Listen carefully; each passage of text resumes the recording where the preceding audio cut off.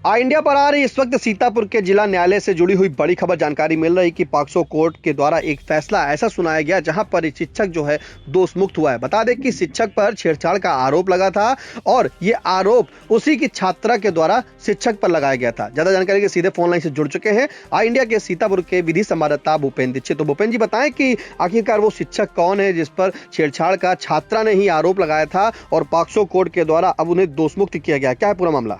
जी निशांत जी, हम अपने दर्शकों को बताना चाहेंगे, ये एक थाना सकरन में मुकदमा दर्ज हुआ था। मुकदमा अपराध संख्या 282/2025, धारा 74, 351(2) BNS व 9M/10 लैंगिक अपराधों से बालकों का संरक्षण अधिनियम। ये घटना, इसमें आरोपी थे मोहम्मद आरिफ पुत्र मोहम्मद इरशाद उर्फ मुन्ना, निवासी महाराजनगर, थाना सकरन, जिला सीतापुर के। अगर हम अपने दर्शकों को इस पूरे मुकदमे का संक्षिप्त कथानक बताएं तो ये है कि दिनांक 25/8/2025 को थाने पर इस आशय की तहरीर पीड़िता की मां के द्वारा दी गई कि 21/8/2025, मतलब 3 दिन पहले की घटना थी। 3 दिन बाद 25/8/2025 को इस आशय की तहरीर दी जाती है कि समय करीब 3:30 पर उसके ही गांव का विपक्षी मोहम्मद आरिफ ने उसकी पुत्री पीड़िता उम्र लगभग 9 वर्ष को बुरी नीयत से हाथ पकड़कर उसके मकान के पश्चिम कुलिया में ले जाकर अपने घर के नीचे वाले कमरे में ले गया, जहां पर उसकी पुत्री से छेड़छाड़ करने लगा तथा उसकी पुत्री को धमकी दिया कि यदि कहीं बताओगी तो जान से मार देंगे।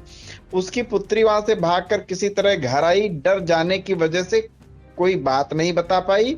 बाद में उसकी पुत्री ने घटना के संबंध में जानकारी दी, तब वह अपनी पुत्री को साथ लेकर सूचना देने आई है। इस आशय की एक तहरीर थाने पर सकरन में दी जाती है 21/8/2025 की घटना बताकर निशांत 25/8/2025 को। उसके बाद में इसमें जो है पुलिस ने FIR दर्ज करने के बाद में थाने में चार्जशीट पुलिस पेश करती है, भेजती है और ट्रायल इसका शुरू होता है पॉक्सो कोर्ट में, कोर्ट संख्या 14 भगीरथ वर्मा जी की कोर्ट में। इसमें 3 जो है वो साक्षियों की गवाही और जिसमें स्वयं वादनी पीड़िता की मां होती है। पीड़िता को PW2 के रूप में पेश किया जाता है और PW3 के रूप में प्रधानाचार्य रफीक अहमद की गवाही होती है। इन 3 गवाहों और 4 अभिलेखीय साक्ष्यों की मदद से इस मुकदमे को में जो है का ट्रायल स्टार्ट होता है। उसके बाद में जो न्यायालय की ब्रीफिंग है निशांत, इसमें ऑनरेबल कोर्ट ने जो निष्कर्ष अपना दिया है उसको हम जरूर पढ़ना चाहेंगे। अतः उपरोक्त विश्लेषण के आधार पर यह स्पष्ट है कि अभियोजन पक्ष अभियुक्त के विरुद्ध लगाए गए आरोपों को संदेह से परे साबित करने में पूर्णतया असफल रहा है। अतः अभियुक्त लगाए गए आरोपों से दोषमुक्त होने योग्य है। अभियुक्त एक मदरसे में, आगे कोर्ट ने लिखा है कि अभियुक्त एक मदरसे में पढ़ाने वाला शिक्षक है और रिश्ते में पीड़िता का भाई है।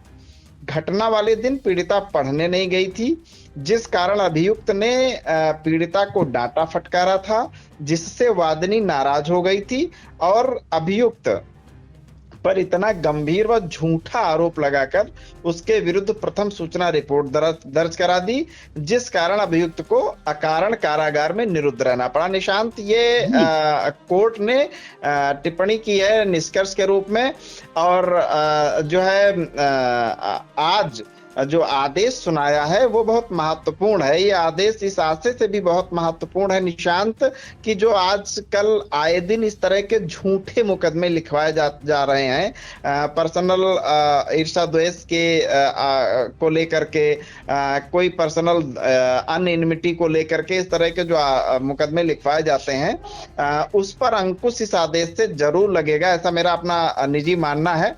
आदेश अगर हम बताएं तो विशेष सत्र परीक्षणी वाद संख्या 273/2025, मुकदमा अपराध संख्या 282/2025, थाना सकरन, जिला सीतापुर के प्रकरण में अभियुक्त मोहम्मद आरिफ को धारा 74, 351 2 BNS व धारा 9M/10 लैंगिक अपराधों से बालकों के संरक्षण अधिनियम 2012 के आरोप में संदेह का लाभ देते हुए दोष मुक्त किया जाता है।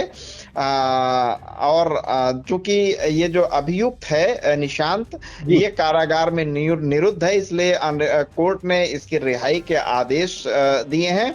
और खास बात ये है ध्यान देने योग्य निशांत कि वादनी के विरुद्ध धारा 248 BNS के अंतर्गत शिकायत दर्ज कराने हेतु राज्य आवश्यक पैरवी करे। निर्णय की एक प्रति जिला मजिस्ट्रेट सीतापुर एवं एक प्रति पुलिस अधीक्षक सीतापुर को उचित कार्रवाई के लिए प्रेषित की जाए। न्यायालय ने यह भी आदेश दिया है कि इसमें जो वादनी मुकदमा है, जिन्होंने फर्जी मुकदमा एक दर्ज कराया, उनके अगेंस्ट कार्रवाई के लिए निशांत न्यायालय ने लिखा है। और हम पुनः एक बार ये रिपीट करना चाहेंगे कि न्यायालय द्वारा ये आदेश जो झूठा मुकदमा लिखवाने के लिए जो है वादनी मुकदमा पर ही कार्रवाई के लिए आदेशित किया है, ये एक ऐसा आदेश है जो फर्जी जो इस तरह के मुकदमे लिखवाए जाते हैं निशांत, उन पर जरूर अंकुश लगेगा। इस दृष्टिकोण से भी ये बहुत महत्वपूर्ण निर्णय है निशांत।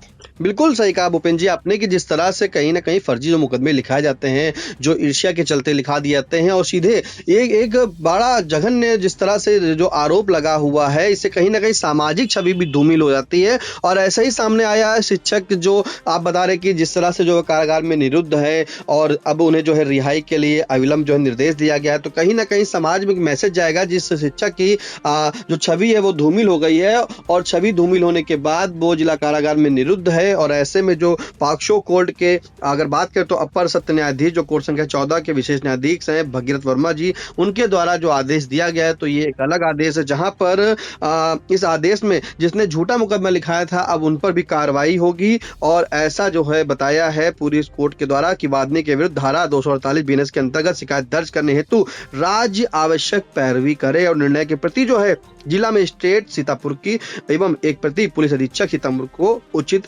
कराए। और बड़ी ये आदेश एक सफल आदेश माना जाएगा, जहां पर जिस तरह से शिक्षक की छवि धूमिल हो गई है, अब वो उसे दोषमुक्त कर दिया गया। फिलहाल इस महत्वपूर्ण जानकारी के लिए आपका धन्यवाद भूपेंद्र जी। वेलकम।